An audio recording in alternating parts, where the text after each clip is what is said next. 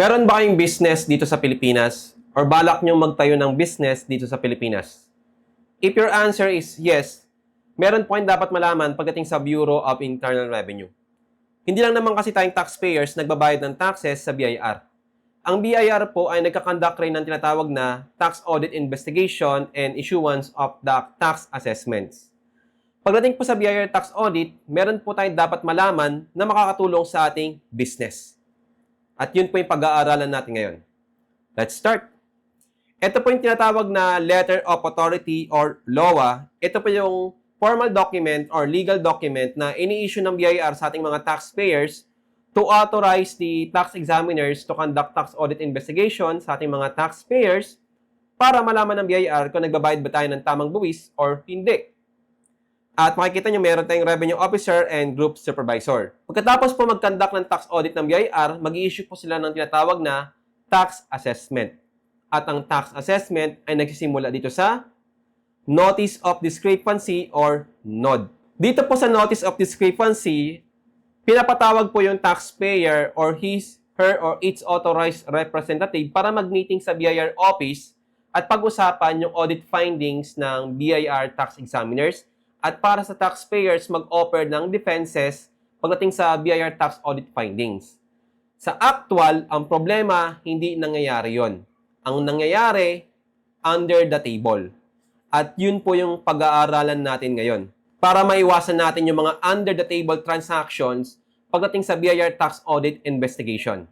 Sa loob mismo ng opisina ng Bureau of Internal Revenue o BIR sa Taguig City, inaresto ng NBI isang group supervisor ng kawanihan kasama ng isa pang babaeng kasama. So nabanggit dito sa BIR Entrapment Operations ng ABS-CBN News YouTube channel, merong ginawang NBI Entrapment Operation sa dalawang BIR tax agents. At yung isa daw doon ay group supervisor. Sino po ba si group supervisor? Makikita nyo po dito sa Letter of Authority sino si group supervisor. And po, GS, it means group supervisor. RO means revenue officer. Pero itong mga revenue officer and group supervisor, hindi ito yung inaresto ng NBI. Sample lang po natin to.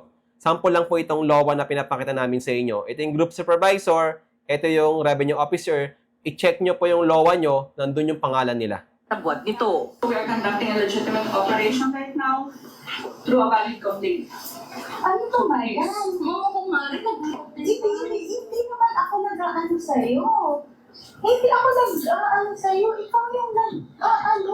Ito ay matapos na mahuli sa aktong tumatanggap ng marked money mula sa accountant na So ito po yung nangyayaring actual na under the table transaction sa BIR pagdating po dun sa tinatawag na Letter of Authority. Nagkakandak yung ibang BIR tax examiners ng tax audit sa mga taxpayers, nag-i-issue ng LOA, tapos bibigyan po ng tax assessment na milyon-milyon, libo-libo, dang-dang-libo, tapos magtatawaran dun sa notice of discrepancy na ibinigay ng BIR. Sample lang po ito, sample lang.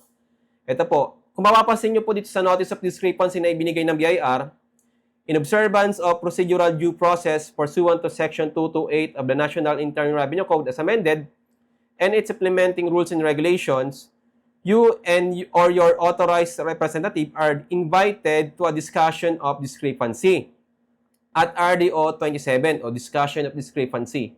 Caloocan City within 5 days from the receipt hereof to enable you to present and explain your side on the discrepancies noted by the investigating revenue officer. So hindi po namin nire-recommend dito sa mga ATC students natin ng RWB book na BIR tax audit, yung mga taxpayers na gusto mag-comply ng tama pagdating sa BIR tax audit na hindi nag-under the table. Hindi po namin nire-recommend sa kanila na magpumunta pa doon sa RDO para doon sa tinatawag na discussion of discrepancy. Kasi ang pwede nga mangyari doon sa tinatawag na discussion of discrepancy, magtatawaran yung taxpayer pati yung revenue officer or group supervisor. Magbibigay ka ba o iaakyat namin sa region itong tax assessment mo? Tatakutin yung taxpayer ngayon. Yung taxpayer, kapag walang alam, makikipagtawaran na sa revenue officer or group supervisor. Yung ibang revenue officer, LOA pa lang, humihingi na ng lagay sa taxpayer. At yun po yung dapat malaman ng mga nagbi-business or nagbabalak mag-business sa Pilipinas. Meron pong garapalang corrupt practices sa Bureau of Internal Revenue using this document letter of authority. Nagbibigay sila ng LOA sa taxpayer at ang sinasabi sa taxpayer, LOA pa lang magbibigay ka ba o mag-open ng books mo? Pag sinabing books, ito yung books of accounts natin. Yan. Ito yung books of accounts natin. Manual books of accounts ang tawag dito. Pag nagbigay ka, wala nang audit. Pero pag hindi ka nagbigay, ipapasa mo itong mga books of accounts sa other accounting records mo, tapos bibigyan ka na ng assessment. Minsan yung assessment, bloated. Or yung iba, based on the consultation sa atin ng mga ATC students natin ng RWB book, hula-hula lang. Napakalaki ng tax assessment na binibigay sa taxpayer, tapos hindi naman tama. LOA pa lang LOA pa lang to. Nakikipagtawaran na yung revenue officer dun sa taxpayer. Harapan mismo, harapan. Based dun sa sinabi sa atin ng taxpayer na nag-consult sa atin, na book owner natin, ATC student natin, na yun nga, nakikipagtawaran sa kanya, sabi sa kanya, maglalagay ka ba o magbibigay ka ba o magpapa-open ng books. Yun ang sabi sa kanya. Pero yung ATC student ka natin, dahil nakakapag-aral na po sila, hindi na po tayo nag-under the table. Kasi once na nag-under the table kayo, next year may audit na naman kayo. Or within the same taxable year after nyo maglagay, after nyo mag-under the table, bibigyan ulit kayo ng panibagong LOA for different taxable year. Na isang kumpanya sa Taguig City. Ayon sa NBI, nagsumbong sa kanila isang kumpanya, kaugnay ng 2 tauhan ng BIR na nag-inspeksyon ng kanilang book of accounts. So, yung sinasabi inspection ng books of accounts, kasi nandito naka-record yung ating mga transactions, sales and expenses, deductions, but input tax, nandito. Na-assess sila ng 36 million of taxes. Tapos, bumaba. So, pag sinabi na-assess, binigyan po sila nitong written. Written po yung tax assessment. Kasi minsan, ang ginagawa ng ibang revenue officer, nakarating po sa atin, kasi nga, marami tayong ATC students, marami po nag-aabil ng ating RWB book, maraming gusto mag-aral ng tamang BIR tax audit. Ang ginagawa sa kanila, pinapakita lang yung computation. Pinapakita lang. Kunyari, ito yung computation. Pinapakita lang sa kanila yung computation, hindi sila binibigyan ng written tax assessment. Hindi itong notice of discrepancy na pinapakita sa kanila. Parang Excel sheet lang. Excel sheet lang pinapakita sa kanila na doon yung milyon-milyon o daan-daang libong assessment sa kanila na ginawa ng revenue officer. Ang ibig sabihin nun, makipagtawaran ka na. Makipagtawaran ka na, mapababa, makiusap. Pag nakiusap ka, ganito mangyayari under the table. 50-50.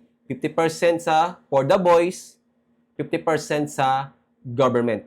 At yung mga nagbi-business nga at balak magnegosyo sa Pilipinas, ito po yung dapat nyong malaman, meron pong garapalang corrupt practices sa BIR. Kung hindi ka knowledgeable sa BIR tax audit, ito po ang pwede mangyari sa inyo. Maglalagay kayo na maglalagay taon-taon sa BIR kasi wala kayong alam sa BIR tax audit. Kaya dapat po mag-aral kayo ng BIR tax audit para malaman ninyo paano mag-comply sa BIR tax audit, paano i-cancel ang tax assessment ng BIR, paano i-cancel ang LOA ng BIR nang hindi naglalagay sa BIR Revenue Officer and or Group Supervisor. Pa yun, naging 6 million na lang. So from 30 million plus na assessment, naging 6 million na lang, nakikipagtawaran. Yun yung sinasabi ko sa inyo kanina na bloated o pinalaki yung tax assessment ng taxpayer para makipagtawaran yung taxpayer dun sa corrupt na revenue officer o group supervisor. At further, ang bumaba na 800,000 na lang daw. So, from 30 million plus, naging 800,000. Sa NBI, nag-alok ang mga tauhan ng BIR na mapapababa nila ang tax na babayaran ng kumpanya. Pero ang bahagi nito ay mapupunta umano sa kanila. Ganito kasunduan, 200,000 lang ang re-resibuhan ng gobyerno, yung 600,000 mapupunta sa kanila. No, lala na ngayon. Dati 50-50 lang yan eh. Dati 50-50 lang yan eh. Ngayon, ang laki na eh. 600,000 sa 600,000 sa corrupt na BIR Revenue Officer Group Supervisor, tapos 200,000 lang sa government natin. Laki na. Dati 50-50 lang yan eh. Tsaka itong mga group supervisor natin, revenue officer, hindi lang sa kanila napupunta yung mga under the table na transactions. Sila lang yung frontline, pronta. Malamang yung mga ibang BIR officials na ka-level nila, under nila, or mas mataas mas mataas sa kanila, malamang binibigyan din nila yun ng mga under-the-table transactions na nare-receive nila sa mga taxpayers. Ito yung isa sa mga paraan ng corrupt BIR officials and employees sa BIR para mangikil sa mga taxpayers. Mag-issue ng letter of authority or LOA. So, ang issuance ng letter of authority, wala namang control yung taxpayers dyan. Pero kung knowledgeable ang taxpayer, makakapag-comply tayo ng tama without under-the-table transaction. Kaya if you want to learn more, pwede kayo mag-avail ng ating RWB book. This is one-time investment fee only. Marami po tayong mga discussion dito from letter of authority hanggang final decision on disputed assessment. Meron po tayong mga actual na letter of authority. Ito po. Actual po na letter of authority, tapos mga actual na BIR letters. Actual na BIR tax assessment. Pinag-aaralan po natin yung actual, tapos meron po tayo dito mga templates. Ito po yung mga templates natin. Letter of protest, tapos may transmittal letter din po tayo kung magkapasa kayo ng books and records sa Bureau of Internal Revenue. Kung magka-file naman kayo ng protest sa Notice of Discrepancy, meron din tayo. Final Assessment Notice, meron din po tayo. Kung meron due process violation, assessment division, marami po tayong templates ng letters natin in order to comply sa BIR tax audit investigation without bribing, without under-the-table transactions. Ibibigay po namin sa inyo ito ng free. Itong mga templates po natin, ito rin po yung ginagamit natin sa practice ng ating accountancy profession kapag meron nagko-consult sa atin. Ito po yung ginagamit natin yung mga templates. So, ito yung ginagamit sa actual. Bibigay po namin sa inyo ng free of charge, walang bayad. Isisend po namin sa email ninyo once na nag-avail kayo ng ating RWB book na BIR tax audit. Makapal po siya.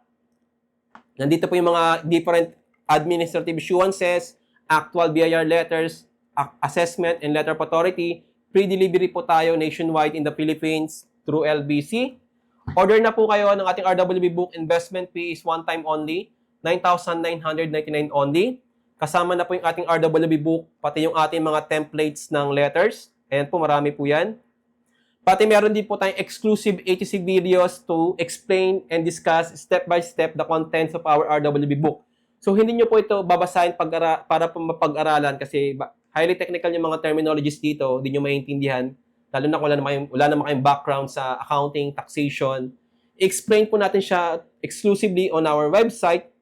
Meron tayong mga ATC videos, recorded na yon. Tayo rin po yung magdi-discuss para makapag-aral kayo anytime, anywhere ng BIR tax audit investigation para malaman nyo ano ba yung tama pagdating sa BIR tax audit. Paano kayo magko-comply? Paano nyo mapapababa yung tax na babayaran nyo? Tax assessment sa BIR without under the table, without bribing sa revenue officer and group supervisor. Okay? So, RWB book, HC video, pati ating mga templates, 9,999 only. One-time investment. At meron kayong support sa amin, message lang kayo sa Facebook page natin, Accounting Tutorial Center, Team ATC. Meron kayong pre-support once you become our RWB book owner. Nag-avail kayo ng ating RWB book. Okay? Visit our website lang, atcbebe.com to learn more and to order your RWB book po. Free shipping tayo nationwide. Tumanggi na magbigay ng pahayag ang mga suspect. Hindi naman ho din nila ng mga activists natin na sila ay ng mga officers ng BIR, no? As a matter of fact, yung entrapment ay nangyari mismo sa loob ng opisina ng BIR. So, yun yung ginagawa ng ibang corrupt. Hindi po lahat ng taga-BIR official employee ay corrupt. May mga corrupt na BIR officials talaga na revenue officer group supervisor na ginagamit yung letter of authority para mangikil sa mga taxpayer. Kasi nandito naman sa Notice of Discrepancy na mag-meeting nga kayo doon sa opisina mismo ng RDO.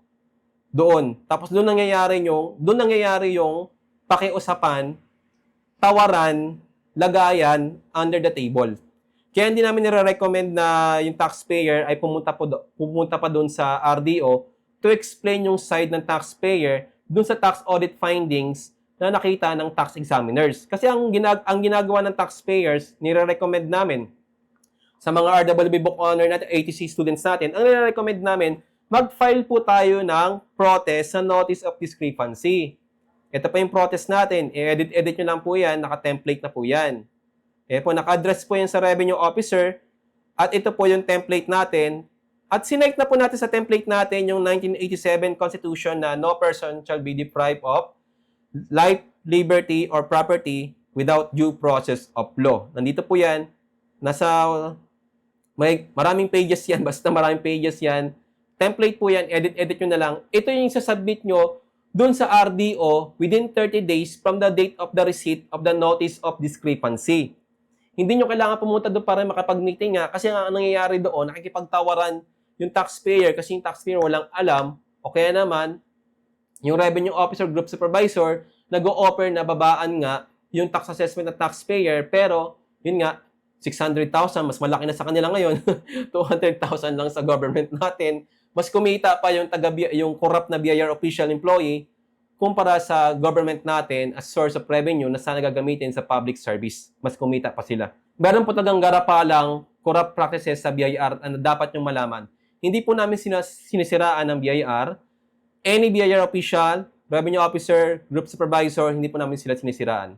Pinag-aaralan lang po natin dito yung real world, yung tunay na nangyayari.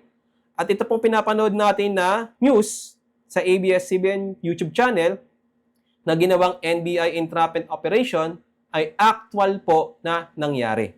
Wala po kaming kinalaman dito. Pinag-aaralan lang po natin siya, bakit to nangyari, at para malaman ng taxpayers, if you are willing to learn, ano yung dapat mong gawin para hindi ka mag-under the table, para hindi mangyari sa iyo ito. Sinampahan ng mga suspect ng kasong direct bribery. Pinaghahanap naman ng isa pang revenue officer na sangkot din naman sa illegal na transaksyon. I think yung revenue officer dito sa letter of authority, sample lang natin to hindi po yung revenue officer na to sample lang natin to Yung revenue officer dito sa letter of authority, wala doon sa meeting, wala doon sa under the table transaction, siguro nakalib or may sakit. Kaya pinaghahanap pa lang daw siya hanggang ngayon. Ang present doon yung group supervisor. Yan. Pero based doon sa conversation, doon sa kinoconsult sa atin ng mga ATC students natin, ang madalas silang kausap yung revenue officer or RO, hindi yung group supervisor. So yan po yung dapat nyo malaman pagdating sa BIR tax audit. Merong garapalang corrupt practices. Hindi po namin sinasabing lahat ng BIR officials and employees ay corrupt. Hindi po rin namin sila sinisiraan and any of the BIR official or employee. Ito po ay actual na nangyari at pinag-aaralan lang po natin siya para matuto tayo, para hindi tayo mag-under the table sa kanila, para hindi tayo audit taon-taon ng corrupt na BIR officials and or employees. Kasi once na nagbigay ka, once na nag-under the table ka, may letter of authority na naman silang ibibigay for different taxable year because they are expecting under the table again, but this time, higher amount compared to previous transaction. Okay? And if you are willing to learn at pagod na kayo sa harassment ng BIR sa inyo at sa paulit-ulit na tax audit investigation sa inyo ng BIR na walang katuturan, lagay lang kayo ng lagay, ini-invite po namin kayo na mag-aral. This is one-time investment fee only. Gagamitin nyo na to, lifetime nyo na tong pag-aaral, magagamit sa inyong business. Kasi paulit-ulit lang naman ang BIR tax audit. Kaya nga itong mga templates natin, may mga templates tayo. I-edit lang po natin yan. Ito rin yung ginagamit natin kapag meron nagko-consult sa ating mga taxpayers, pati sa mga ATC students natin na nag-avail ng ating RWB book. Ito rin po yung ginagamit nilang mga templates para makapag-comply sa BIR. Pag sinabing comply, hindi ka lalaban. Ibig sabihin nun, in accordance with our law. Magkapasa ka ng protest within the deadline, 30 days, sa notice of discrepancy, preliminary assessment notice, 15 days, final assessment notice, 30 days. Kaya nga lang may mga technicalities doon na dapat mong pag-aralan muna bago ka mag-file ng protest. Kaya nga itong ating RWB book ay merong 80 videos na pag-aaralan po natin step by step yung letter of authority hanggang final decision on disputed assessment bago ka mag-act.